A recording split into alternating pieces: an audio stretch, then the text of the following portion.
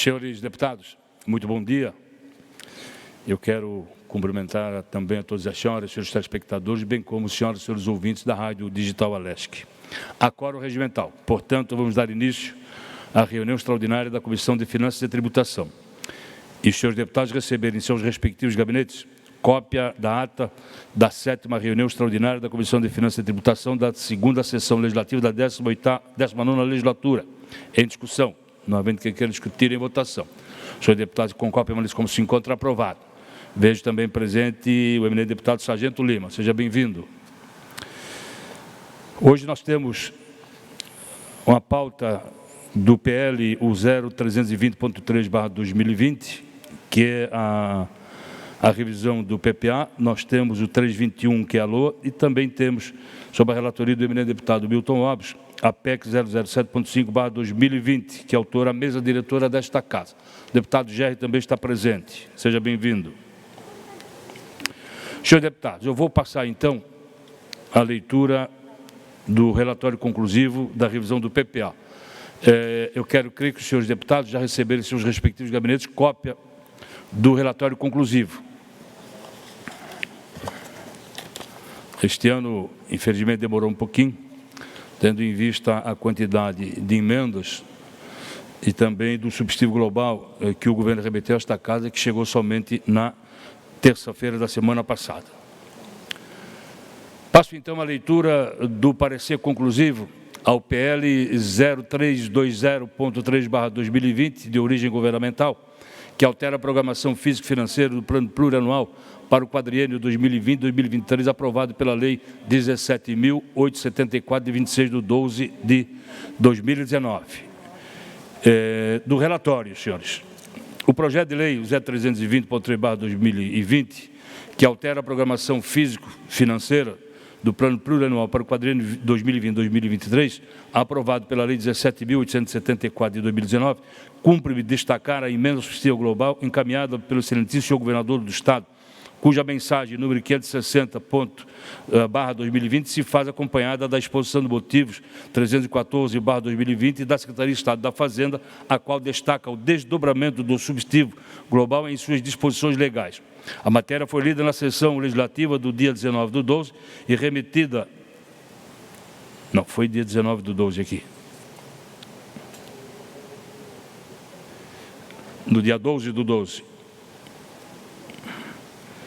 E remetida a esta Comissão de Finanças, a qual compete a análise das proposições sobre o aspecto de planejamento na forma regimental, nesta fase da relatoria, o dever de emitir parecer conclusivo ao mesmo, englobando as respectivas emendas.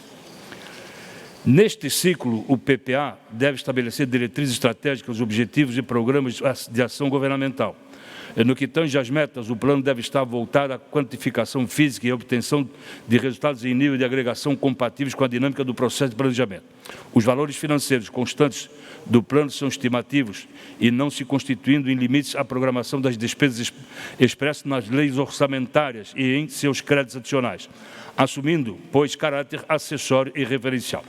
Na outra ponta, a autorização da dotação financeira é a essência do orçamento, sendo que metas e resultados físicos adquirem caráter supletivo com a finalidade de avaliar custos. O dispositivo constitucional de que trata o Plano Plurianual, PPA, define duas modalidades de despesa que devem obrigatoriamente estar previstas. A primeira delas é a relativa às despesas de capital e a segunda a ser considerada na elaboração do Plano Plurianual e as dos programas de duração continuada, ou seja, todos aqueles que tiverem a sua duração prolongada por mais de um exercício financeiro. Dentro da ideia de planejamento financeiro estatal, o Plano Plurianual qualifica esse planejamento na medida em que ordena as estruturas de todos os planos e programas. Disso resulta a conclusão de que o sistema orçamentário concedido pela Constituição de 1988 adotou o orçamento-programa prevendo a integração do orçamento público com o econômico, garantindo a coordenação da política fiscal com a política econômica. Podemos afirmar que o Plano Plurianual é a modalidade de planejamento conjuntural criado para promover o desenvolvimento econômico e o equilíbrio entre as diversas regiões do Estado. Segundo a Secretaria de Estado da Fazenda, A presente proposta de emenda substitutiva global foi elaborada visando dar compatibilidade entre o projeto de lei de revisão do Plano Plurianual 2021-2023 e o projeto de lei orçamentária a partir da verificação do incremento da receita tributária do Estado de julho a outubro do corrente ano, haja vista a queda desta receita no primeiro semestre por conta dos impactos econômicos da pandemia do coronavírus, que impactou negativamente as projeções da receita prevista no projeto de lei orçamentária para o exercício 2021, encaminhado para apreciação desta Casa em 28 de setembro de 2020, conforme a previsão constitucional. A revisão anual do PPA é necessária para o seu aperfeiçoamento, que ocorre por meio da atualização dos programas, funções, ações e subações que o constituem, de modo a refletir as demandas da sociedade, bem como o momento que estamos convivendo com a pandemia de Covid-19, que reflete em todas as ações do Estado de forma direta. Esta relatoria destaca, emenda substitutiva global, contempla as 83 novas subações incluídas nesta revisão do Plano Plurianual, 32 subações para investimentos em infraestrutura, objetivando a ampliação da qualidade dos serviços de transporte, já destacados na tabela abaixo, fortalecendo a integração das cadeias produtivas, facilitando a circulação de pessoas e produtos em todo o território estadual, além de contribuir para o crescimento da produção e criação de empregos diretos. Então, ali embaixo, todos vão ter um quadro descrito no número da subação, descrição da subação e o valor correspondente a todas elas, destacando, evidentemente, todas aquelas emendas, né? Em especial as revitalizações, principalmente de rodovias estaduais. Esta relatoria, após analisar em detalhe os programas beneficiados com estas novas subações, constatou que das 83 subações, os valores maiores ficaram. Bem, programa 182, energia elétrica, o programa 300, que é qualidade de vida no campo e na cidade, programa 430, atenção de média e alta complexidade, ambulatorial e hospitalar, o programa 560, que é a proteção e desenvolvimento social sustentável, também o programa 610, de educação básica com qualidade e equipe, o programa 704, melhoria estrutural da segurança pública, também o programa 900, administrativo do Poder Executivo, o programa 931, gestão estratégica e modernização do Poder Judiciário, o programa 910, gestão administrativa, Ministério Público, subação, enfim, também o programa 110, construção de rodovias, também ainda o programa 140, reabilitação e aumento de capacidade de trânsito de rodovias, e também a diferença entre a Lei 17.874 de 2019 e a emenda substitutiva global. Daí uma diferença de cerca de 48.990.572.936 reais. Já finalizando o relatório conclusivo da revisão do PPA, eu trato um pouco das emendas. Decorrido o prazo fixado no parecer preliminar para apreciação das emendas, tiveram as senhoras deputadas e os senhores deputados a oportunidade para apresentar suas proposições de emendas, sempre visando atender às expectativas da sociedade catarinense. Para melhor compreensão, este relator dividiu as emendas em 3 modalidades. Anexo 1, emendas parlamentares impositivas. Anexo 2, emendas parlamentares não impositivas ao anexo único. E anexo 3, emendas parlamentares com encerramento de tramitação. Por que essas emendas parlamentares com encerramento de tramitação? Porque muitas emendas, deputado Milton, em especial de revitalização de rodovias, foram apresentadas com valores muito acima do previsto, daquilo que efetivamente o Estado poderá estar gastando na obra o ano que vem. Então, pediu-se o encerramento e foi-se aberta nova emenda com valor compatível à realidade do ano de 2021.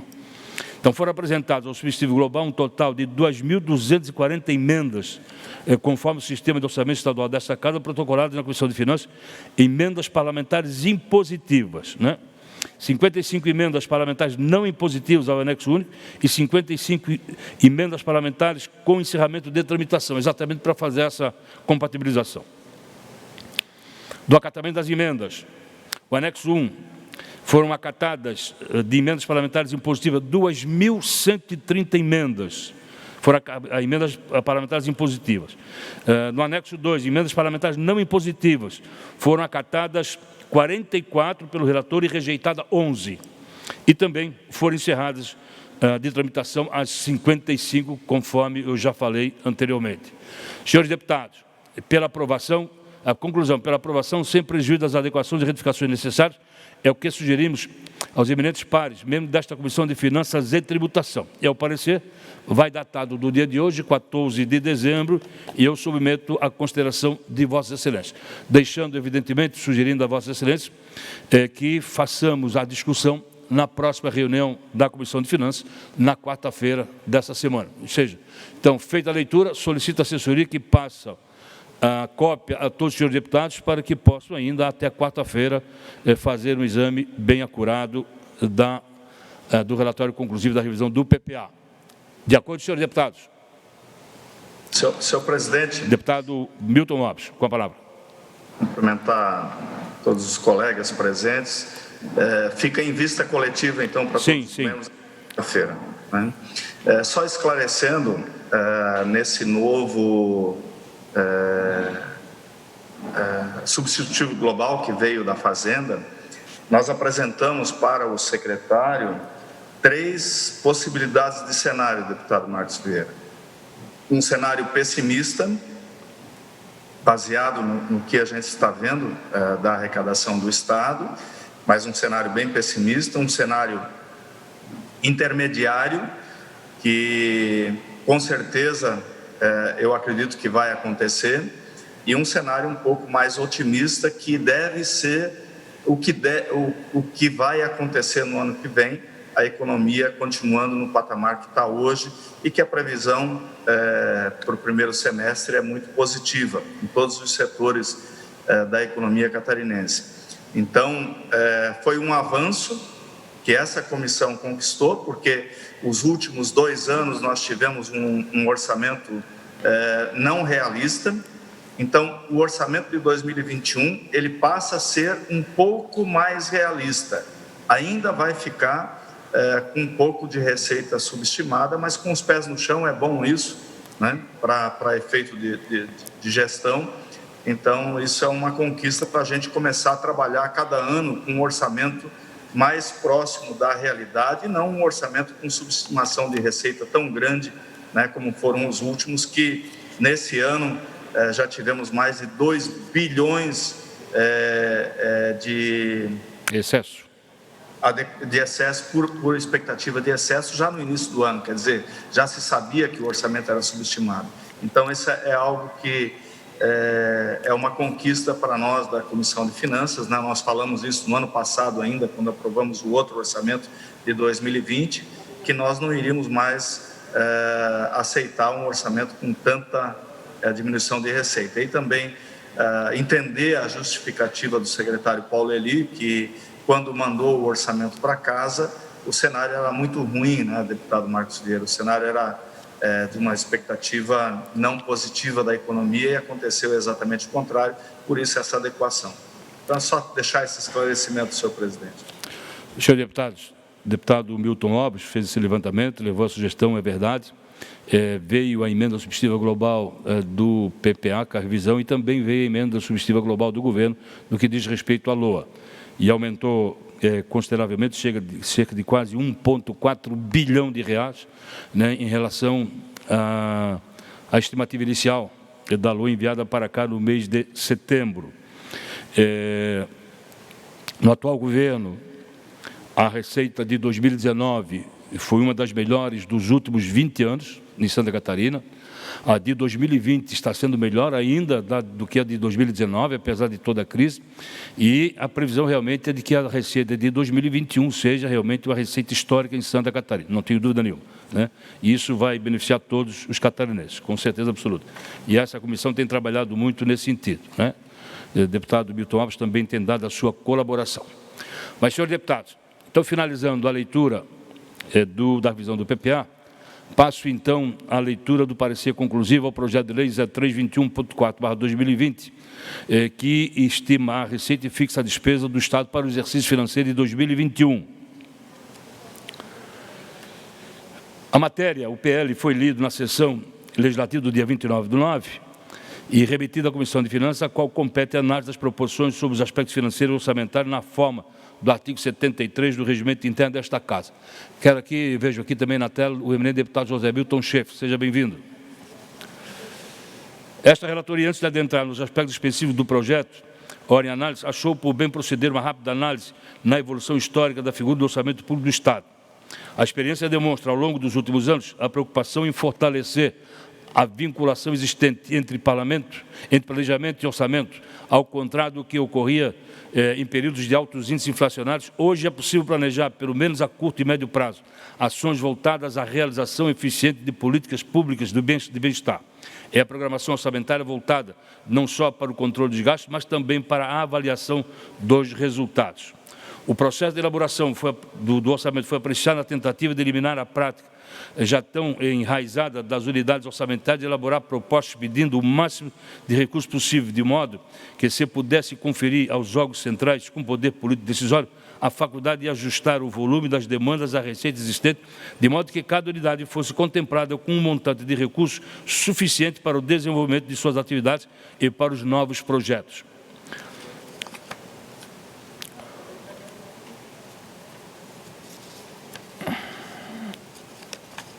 A principal mudança refere-se à transição entre a época de altos índices de inflação para a realidade atual, na qual as taxas parecem ser controláveis. No período inflacionário, o orçamento era elaborado a preços correntes e, ao longo da execução, corriam-se as distorções de preço através de suplementações, pois os valores orçados já não correspondiam quando o desembolso ao montante necessário ao cumprimento das despesas. Não havia correspondência entre a realidade da execução orçamentária com a execução financeira das despesas, que acabavam sendo mensalmente corrigidas. Por isso que o orçamento passou a ser peça estratégica para o controle financeiro, deixando compatíveis receitas e despesas em volume dentro de um determinado período de tempo.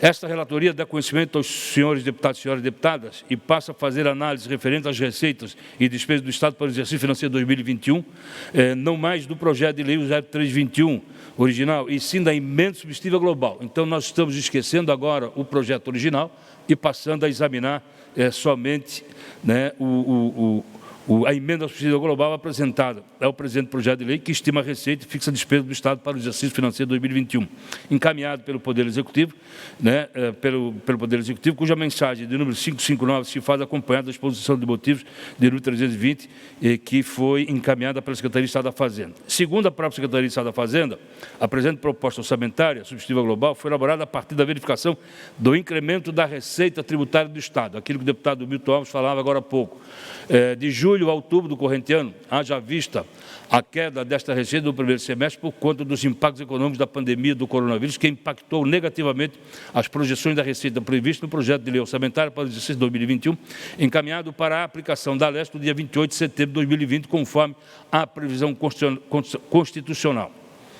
A reação econômica positiva possibilitou a projeção de receita líquida disponível para 2021 com reflexo nos valores de aplicação de recursos em despesas, tendo sido fruto de ampla discussão e firmado em comum acordo entre o governo e o parlamento catarinense na figura de sua Comissão de Finanças e Tributação.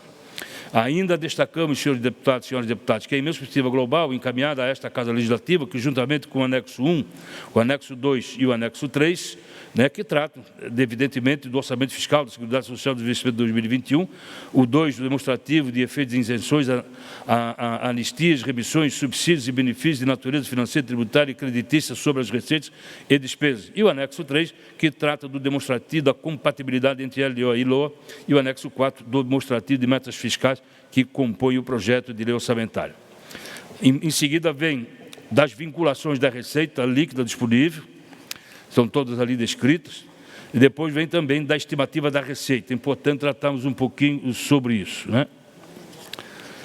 As receitas da arrecadação de tributos, de contribuições e de outras receitas correntes de capital previstas na legislação vigente são estimados com o seguinte desdobramento. Bem, tem um quadro anexado e que vai das folhas 6 até as folhas 7, que trata da demonstração das receitas, do recurso de todas as fontes. Então, está bem esmiuçado lá e Vossas Excelências, ao manusearem depois o relatório conclusivo, vão ver com detalhes como se compõem essas receitas. A partir de um comparativo das estimativas das receitas entre a emenda subsidiária global ao PREL 0321.2/2020, LOA 2021, hora em análise, e a Lei 17.875, de 26 de dezembro de 2019, LOA 2020 em vigor, podemos verificar que as maiores variações positivas na administração direta, receitas correntes, concentram-se na receita de impostos, taxas e contribuições de melhoria, 11,37%, e em outras receitas correntes, 8,94%, na receita de capital, 421,50%, nas operações de crédito, 621,18%. Já o total de receitas do Tesouro teve um incremento de 13,76%. Dentro da administração direta, a maior variação positiva ocorreu na receita de serviços, com 17,59%. Já as maiores variações negativas da receita do Tesouro, ou seja, receitas correntes, aconteceram na receita patrimonial, 36,93%, na receita de serviços, 24,89%, nas receitas de capital, tivemos como destaque negativo as receitas de transferência de capital, 29,16%. Na administração indireta, podemos observar como destaques negativos as receitas correntes, 15,27%, a receita de contribuições com 19,35% e a receita patrimonial, 19,16%. No total das receitas intra-orçamentária, ocorreu uma redução de 15,23%. E com relação à estimativa global da receita entre emenda subsidiária global do PL 321 para o exercício 2021, com relação à Lei 17.875, a LOA de 2019, entrou em vigor uma variação positiva de 9,78%. Da fixação das despesas. A despesa orçamentária é fixada em 32.981.108.135 reais, desdobrando segundo o orçamento as categorias econômicas e os grupos de despesas, contendo despesas sem cobertura pelas receitas orçamentárias a seguir especificados. Aí tem lá o campo da despesa por categoria econômica e grupo de natureza de despesas, que está na folha 8, e vai terminar ainda na folha 9, e vai dar o total dos 32 bilhões a que me referi. Na análise das despesas correntes, conforme tabela acima, verificamos uma variação positiva de 3,93% e 11,23% e outras despesas correntes. Já nas despesas de capital, que tiveram um aumento de 75,28%, destacamos os itens investimentos com 45,44%, inversões financeiras com 823,36% e amortizações da dívida com 92,42%.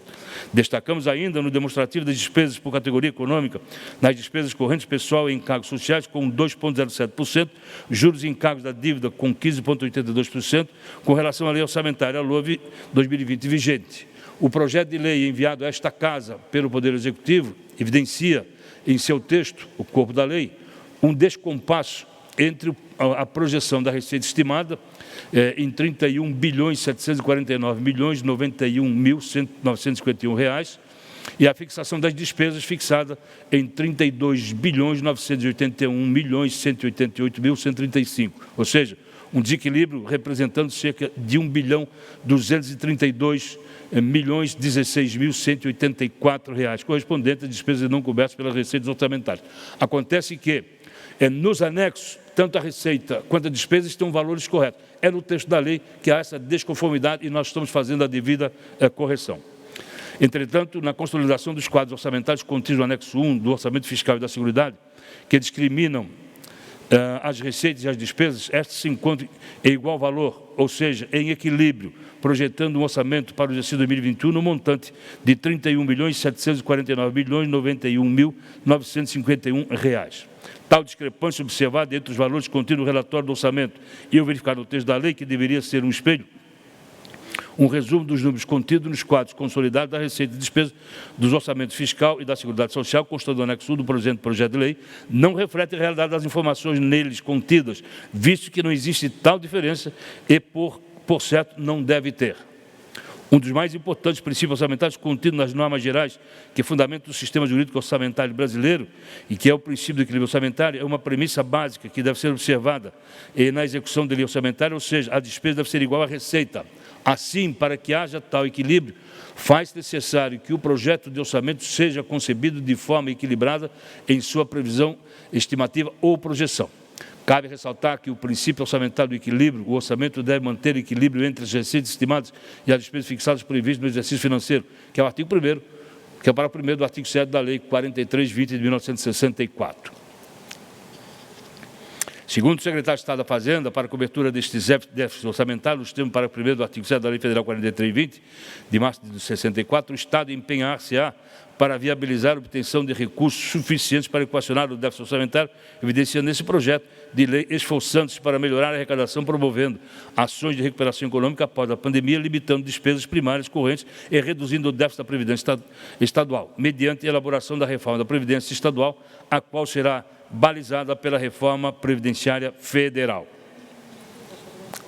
Esta relatoria destaca ainda que o incremento da receita do Estado trazido pela emenda substitutiva global orçamentária pelo Poder Executivo, a receita líquida passou de 26 bilhões 59 milhões 683 mil 830 reais para 27 bilhões 309 milhões 862 mil 463 reais, afetando positivamente os valores a ser destinados às emendas parlamentares impositivas de que trata o parágrafo 9º do artigo 120 da Constituição do Estado, para os quais, dessa forma, sofrerão também um acréscimo passando de 260 milhões, de cerca de 260 milhões para 273 milhões de reais.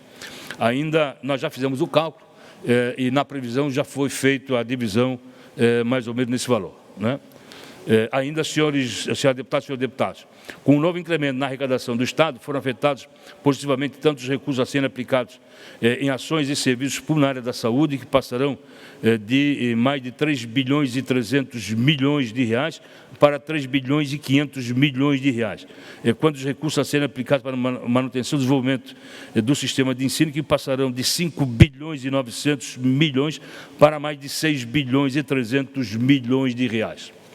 Ali o ponto 1.3.2 da distribuição das despesas por órgão de unidade orçamentária está na página 13, na página 14 do relatório,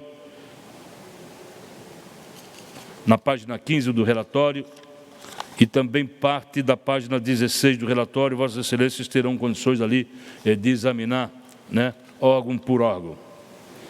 Na análise da despesa fixada por órgão, verificamos algumas variações significativas em relação a 2020, ora com aumento, ora com redução.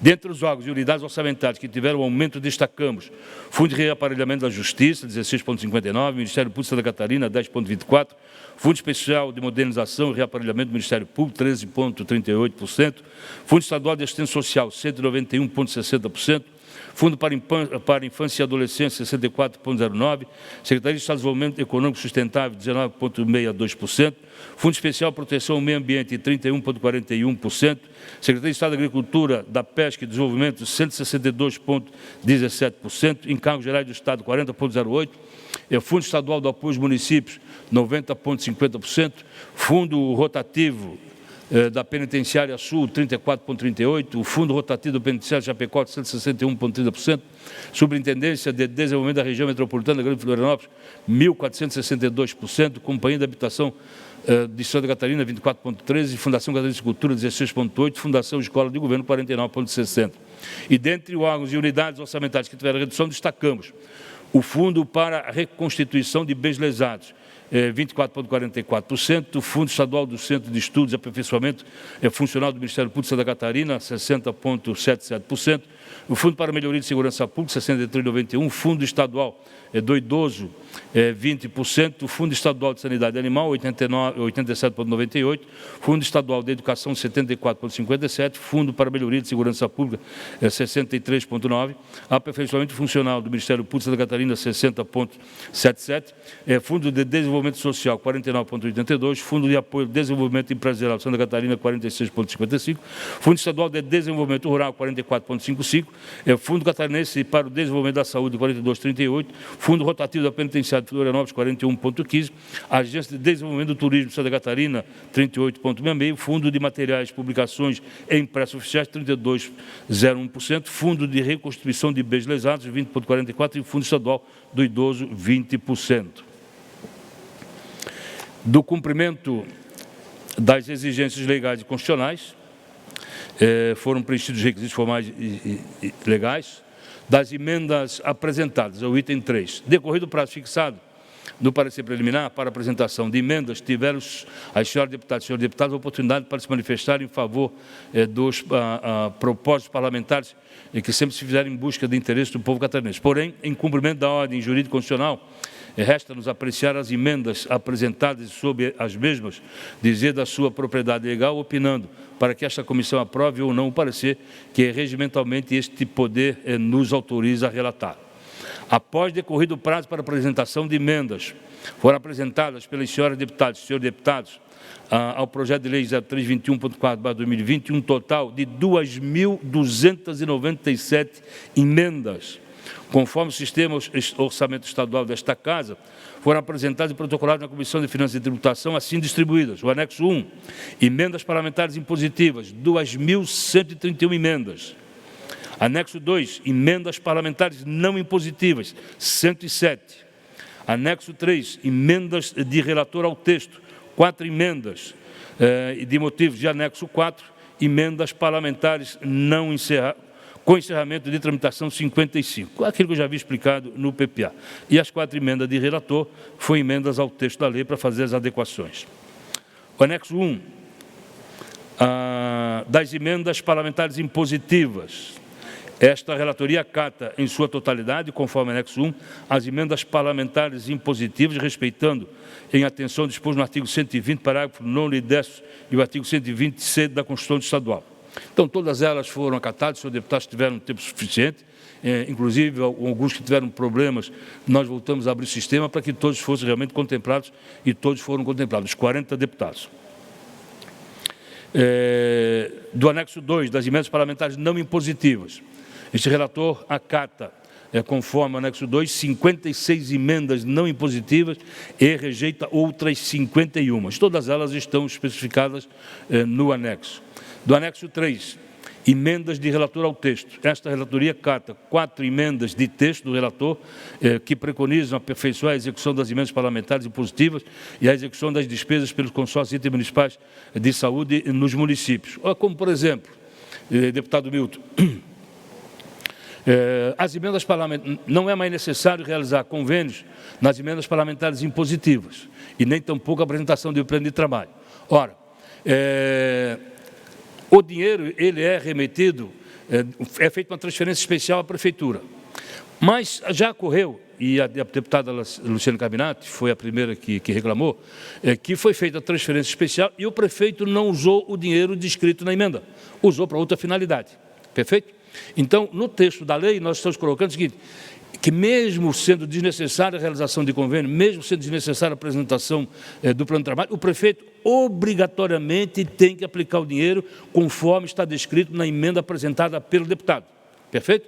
Sob pena de fazer a devolução do recurso, se ficar restado de que ele realmente não aplicou o dinheiro descrito na ação que o deputado fez na emenda. Porque todo deputado ou fizeram lá uma emenda de 100, 150 mil para fazer a pavimentação da rua tal, do município tal, ou da compra de uma patrulha mecânica para o município tal, localidade tal. Se o prefeito não usar, ele, evidentemente, ele vai ter que devolver no exercício seguinte e fica proibido de receber novas emendas enquanto ele ou não provar que executou ou não provar que fez a devolução do recurso. Então, realmente é um freio, né, ao prefeito que tenta não usar. Da mesma forma, nós fizemos emenda de texto tratando da emenda dos consórcios intermunicipais, do critério de distribuição, que tem que ser da mesma forma como está sendo feito deste ano, fixado por lei, da mesma forma daquela emenda dos 40 deputados, dos 200 milhões de reais para a área da saúde, dizendo também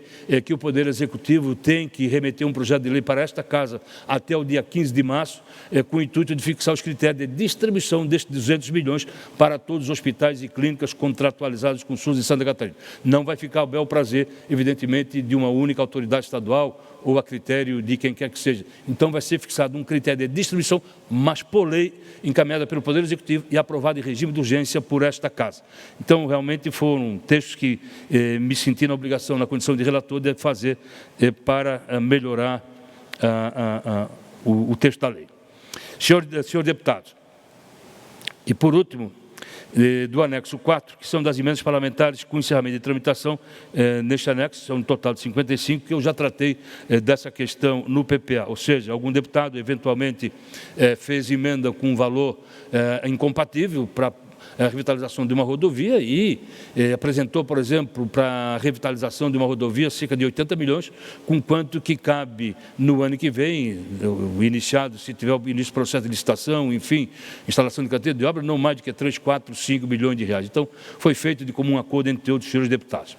Senhores deputados, pela conclusão, concluindo, acrescentamos que as emendas acatadas movimentam recursos das despesas correntes dos investimentos, preservando que as metas e prioridades da administração pública estadual, pela aprovação sem prejuízo de adequações e retificações necessárias, é o que sugerimos às senhoras e senhores deputados. Senhores deputados, para finalizar, eu quero aqui ainda fazer constar de que, ao meu ver, nós passamos a ter o processo de emendas parlamentares impositivas de forma consolidada, de vez por todas, de forma consolidada no Parlamento, né? Então, este ano de 2020, ainda serão pagas todas aquelas emendas da área da educação, que serão mais 117, 120 milhões de reais. Nós aprovamos aqui o projeto de lei, o 0323, que está dando condições ao Executivo, e em especial para a Secretaria da Fazenda fazer a portaria e fazer o pagamento.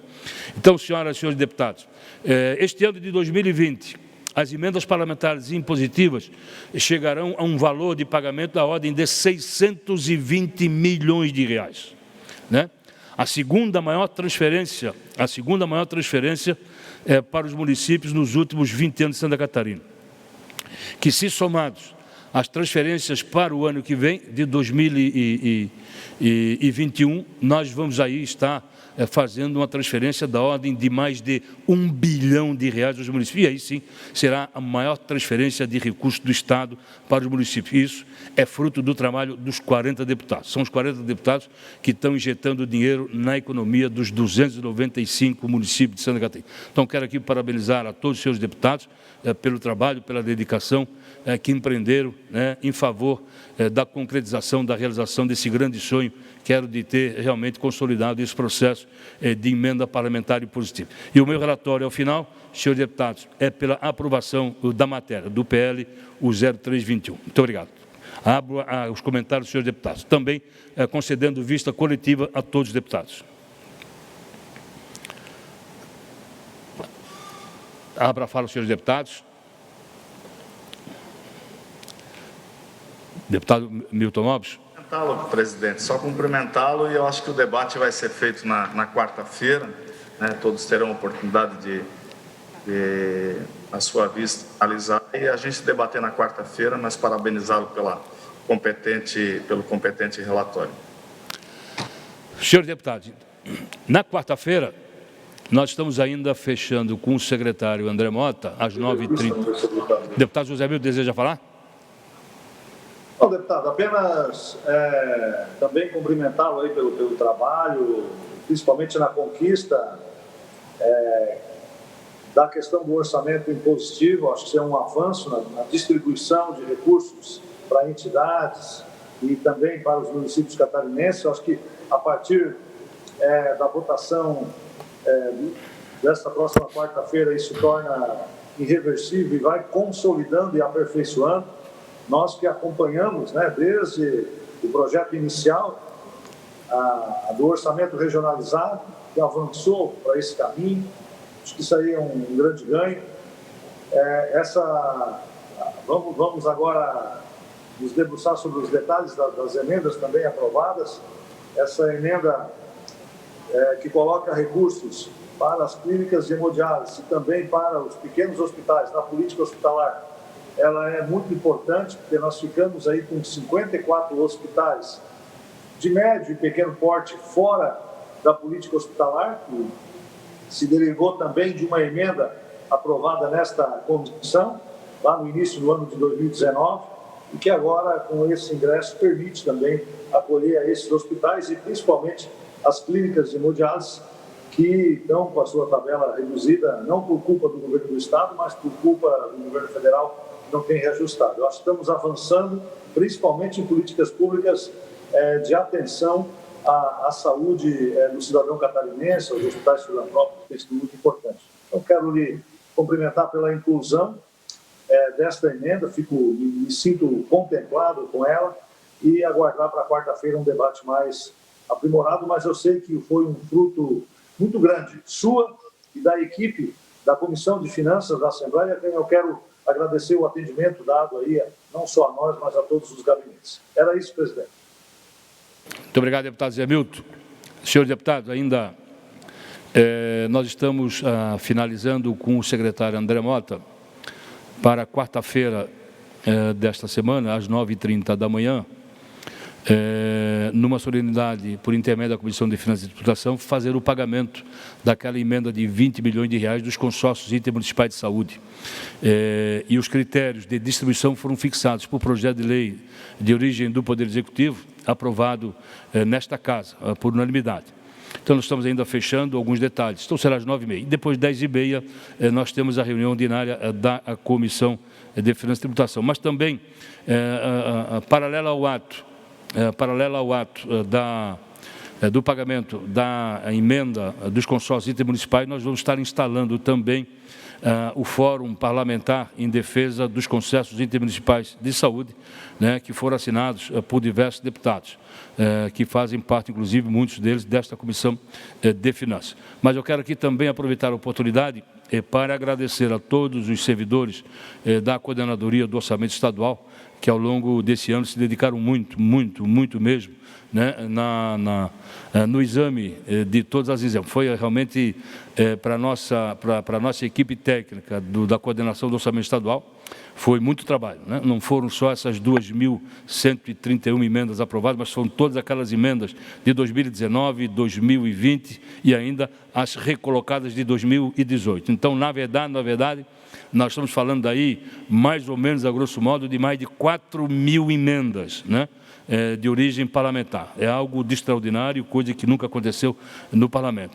Mas muito orgulhoso me sinto, e quero que Vossa Excelência também se sinta orgulhoso, porque nós estamos recebendo ligações, algumas ligações de outros estados, de outras comissões de Finanças e Tributação das Assembleias de outros estados, perguntando, né, qual foi o milagre que nós conseguimos, né, por estar aí consolidando esse processo das emendas parlamentares, porque muitos estados têm as emendas parlamentares impositivas, mas os governadores não pagam.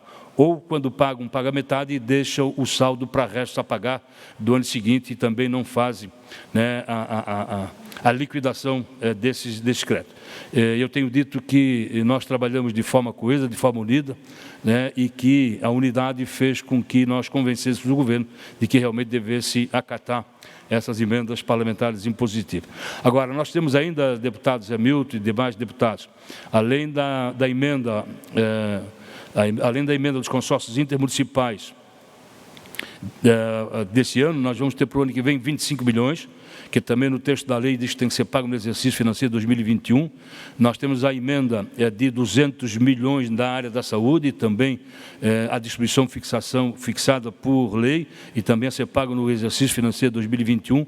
Nós temos também a emenda aprovada por todos os senhores líderes, e, portanto, passou a ser de todos os senhores deputados desta Casa, a emenda de 100 milhões de reais, que destina 30 milhões para a preservação de nascentes, e margens de rios em Santa Catarina, bem como também 70 milhões desses 100 milhões para a construção de cisternas ou outros sistemas de armazenamento de água em Santa Catarina, né? Então, é um projeto realmente que será executado pela Secretaria de Estado da Agricultura, né, num projeto de médio e longo prazo. Ou seja, porque Santa Catarina tem períodos bons de chuvas, mas infelizmente não tem a cultura de fazer o armazenamento para suprir suas necessidades quando de período de seca. Então, esse projeto realmente vai ser aplicado a partir do ano que vem, são 100 milhões de reais nesse sentido, além de outras situações colocadas por cada um dos senhores deputados. Em rodovias, cada deputado na sua respectiva região tem problema de rodovias e fizeram as suas devidas emendas, né, para verificar se o governo tem ou não condições. Ao que me parece, para o ano que vem, o governo do Estado pode ter aí cerca de R$1 bilhão para investimento, e principalmente nas rodovias. Então, isso para nós é muito bom. Deputado Milton, realmente, ao que me parece, o ano que vem vai ser um ano de aplicação de recursos do Estado em obras de infraestrutura em Santa Catarina. Nós merecemos sim, nós se produz muito, né, nós trabalhamos muito. E está aí, né, o noticiário nacional tratando do aumento da exportação de frango, suíno, o agronegócio vai bem e isso nos orgulha muito bem. E essa Comissão de Finanças e Tributação vem desde fevereiro do ano passado tratando dessa questão. Então, senhor deputado, continua ainda a palavra livre, né, mas eu quero aqui agradecer a todos pelo trabalho realizado em favor. Também a todos os servidores da Comissão de Finanças, que ao longo também desse tempo trabalharam bastante, em especial no recebimento das emendas. Então, fica a palavra livre ainda, senhores deputados. Senão, nós vamos passar para o próximo item da pauta, que está com o deputado Milton Alves. Não havendo mais comentário, passa a palavra ao deputado Milton Alves. Senhor presidente, a PEC 07.5, nós vamos retirar de pauta, em acordo feito hoje pela manhã, com a deputada Luciane Carminati, com o presidente Júlio Garcia, para amanhã nós fazermos uma nova reunião sobre ela, porque criou um mal-estar na Fundação Estadual de Cultura, entre outros setores, e a gente vai avaliar isso amanhã novamente. Então, está retirado de pauta, senhor. Retirado de pauta, então. Senhor deputado, deputado Bruno, com a palavra. Não, eu apenas queria realmente até agradecer pela retirada de pauta, acredito que é a medida correta. Eu queria me posicionar justamente falando sobre esse tema e fico feliz que foi retirado. E, inclusive, se for possível, também gostaria de participar de eventuais debates sobre a PEC. Senhores deputados, não havendo mais nada a tratar... Não havendo mais nada a tratar, dou por encerrada a presente reunião, ficando já automaticamente convocada a reunião ordinária da Comissão de Finanças e Tributação. Presidente. Esse aqui.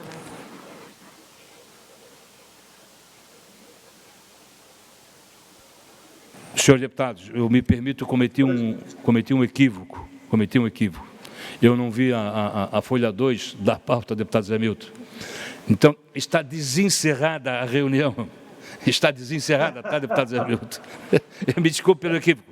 Mas Vossa Excelência, então, com a palavra, para relatar o ofício 012.1/2020, de autoria do governador do Estado, que encaminha a minuta de alteração do Estatuto Social da Celesc, para que seja deliberado sobre o voto dos representantes do Estado no Conselho Administrativo da aludida entidade. Com a palavra, Vossa Excelência. Deputado Marcos, senhores deputados e senhora deputada da Comissão de Finanças, eu só relatar que eu estou participando dessa reunião no município de Armazém, aqui no sul do estado. Estou aqui na prefeitura participando desta reunião e gostaria de relatar aqui o município de Armazém, que hoje recebe também a visita do senhor governador do estado, que veio aqui assinar um convênio para a pavimentação aí de uma rodovia municipal que vai integrar o setor produtivo, né, a questão de logística. E eu quero relatar aqui, deputado Marcos, o relatório e voto ao ofício número 12.1 de 2020, que encaminha a minuta de alteração do Estatuto Social das Centrais Elétricas de Santa Catarina, a nossa Celesc, para que seja deliberado sobre o voto dos representantes do Estado no Conselho Administrativo da aludida entidade. O autor do ofício é o governo do Estado e nesta comissão nós somos o relator.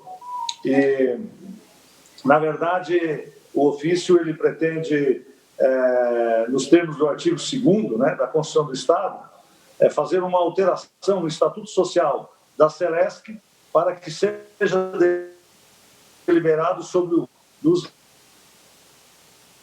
representantes do administrativo desta entidade. E no artigo 5º, de acordo com o Estatuto, ele passa a fim de que o capital autorizado da companhia, atualmente em R$1,340 bilhão, ele passe para um novo limite de R$2,2 2 bilhões e 600 milhões de reais. Para isso, é necessário, a matéria já tramitou na Comissão de Constituição e Justiça, com uma emenda aditiva, que, no sentido de estabelecer que a Celesc, assim como na Casan, também foi proposta pelo Fabiano da Luz, a liberação do ponto para a dedicação exclusiva dos representantes dos empregados no Conselho de Administração da Celesc. Então, nós mantivemos também essa emenda proposta lá na CCJ, e o voto, analisando aqui na comissão, nesse sentido das análises das alterações propostas pelo governo no Estatuto Social da Celesc, já relatadas acima, julgo que essa matéria não é compatível com o que está previsto no PPA, também na LDO, bem como também adequada à LOA. Não encontrei aqui nenhum empecilho, portanto, a sua tramitação nesta casa, razão pela qual entendo que o projeto possa ser aprovado a sua tramitação. E no que diz respeito ao mérito, estritamente acerca dos temas a esse colegiado, para o exercício da função regimental nossa, as modificações propostas ao Estatuto Social da Celesc, conforme minuta da mensagem do senhor governamental número 399, de 19 de fevereiro de 2020, objeto desse ofício, a meu juízo, merecem ser aprovadas por atenderem os interesses da coletividade, na medida em que estabelece o aumento de capital a esta companhia e favorecerá, obviamente, que também os investimentos necessários para a rede de distribuição e os empreendimentos também de distribuição e geração de energia elétrica, possibilitando, portanto, o desenvolvimento sustentável da economia catarinense e suprindo com isso, com qualidade, a demanda de energia elétrica, além de trazer retorno financeiro ao Estado, que é o acionista majoritário da Celesc.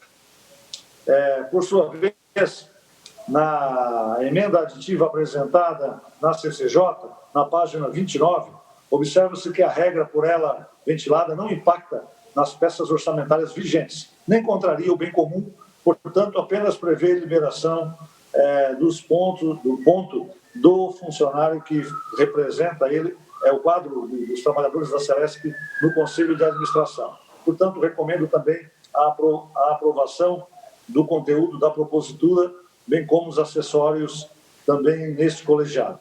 Entretanto, especificamente quanto ao projeto de decreto legislativo apresentado e aprovado na CCJ na forma regimental, na página 30 da versão eletrônica dos autos, entendo que ele deva ser acrescentado o anexo único, a fim de que conste do decreto legislativo as modificações que venham ser aprovadas pelo Parlamento catarinense, incluindo o texto de que trata a emenda aditiva número 29, tal qual como se procedeu na última alteração estatutária da Celesc. O que eu estou propondo aqui é que faça parte deste PDL também já o novo estatuto da Celesc, social da Celesc, com as alterações que nós estamos propondo aqui, para que fique também registrado nos anais dessa casa e na lei que está sendo aprovada.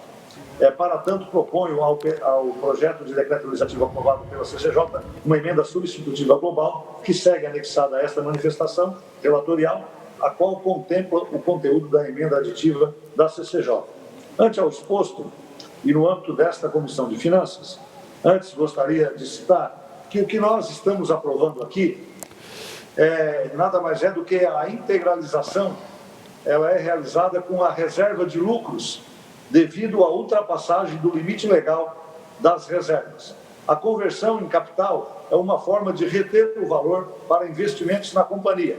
Desta forma, não há distribuição imediata de dividendos, e sim um aporte dos sócios por meio da retenção de dividendos que já ocorreu. Na verdade, ela tem um saldo que vai ser transferido integralizado de capital, possibilitando aí a utilização desses recursos, sem que haja aporte de recursos novos, tanto dos sócios quanto do Estado. Então, o que nós estamos fazendo é isso. Portanto, o nosso voto é pela admissibilidade e pelo prosseguimento da tramitação processual do ofício número 12, e no mérito pela sua aprovação nos termos da emenda substitutiva global que ora apresento anexo a este projeto. Era isso, deputado Marcos Vieira, o nosso voto.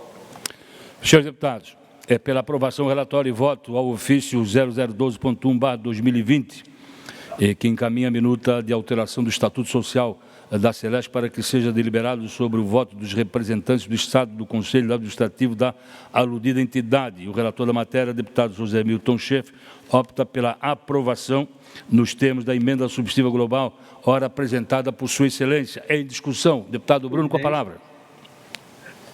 Presidente, eu começo apenas fazendo uma ressalva, que um parlamento ter que decidir votos de conselheiros de uma empresa que deveria ser privada é algo que seria considerado exótico na maior parte dos países desenvolvidos.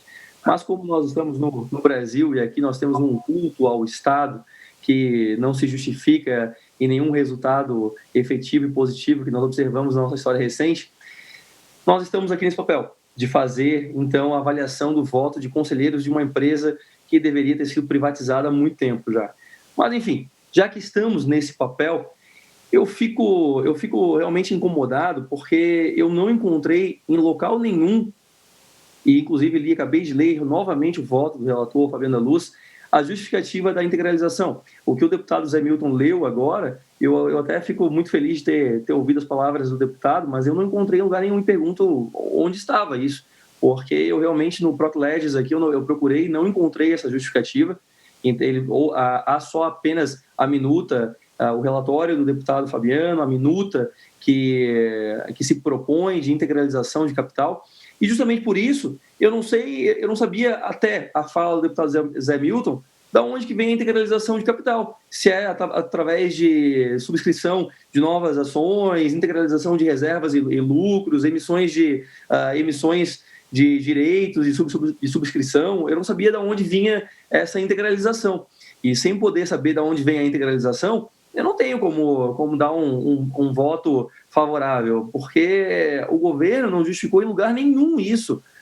Qual a razão dessa integralização? Então, eles não, se o governo manda para cá um pedido para que nós avaliemos o voto dos seus conselheiros e não manda nem ao menos uma justificativa do porquê, o governo nos trata apenas como uma casa de despacho, apenas para que nós demos o nosso carimbo aqui e toque para frente. Eu não vi em lugar nenhum. No relatório do deputado Fabiano da Luz, ele faz muita competência, diz que realmente é da nossa competência fazer isso, o que não deveria ser, porque deveria ser privatizado, mas ele fala que é da nossa competência, e de fato é, mas não encontro nenhuma justificativa da integralização de capital e nem a origem desse recurso. Então eu me sinto muito prejudicado na minha análise.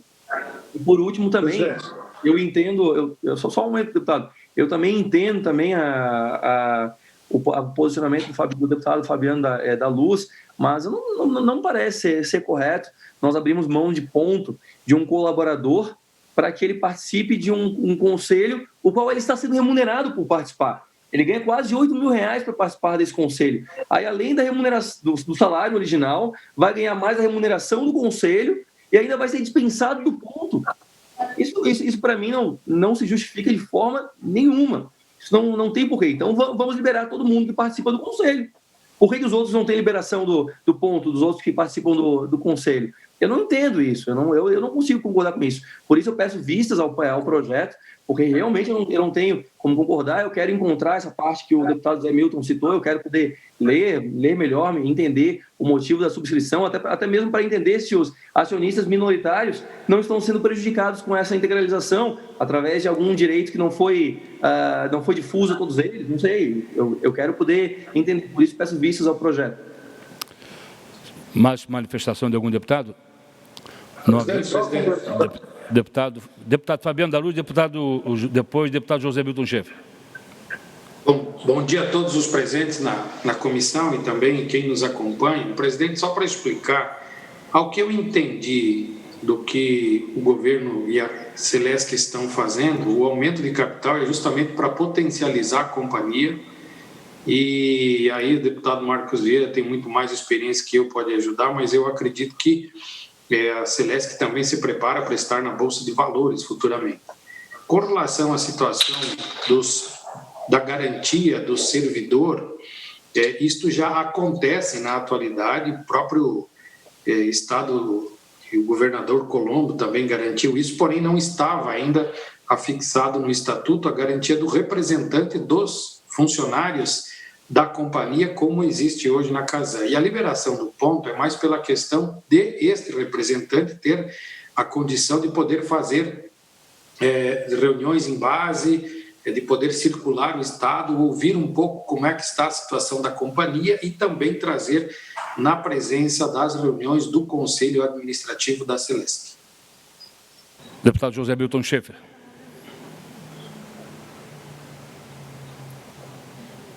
Deputado José Milton. Vossa Excelência, para concluir. Deputado José Milton, liga o microfone. Deputado José Milton Schaeffer. Presidente, estão ouvindo? Agora sim. Vossa Excelência tinha pedido a palavra. Pode falar, deputado José Milton.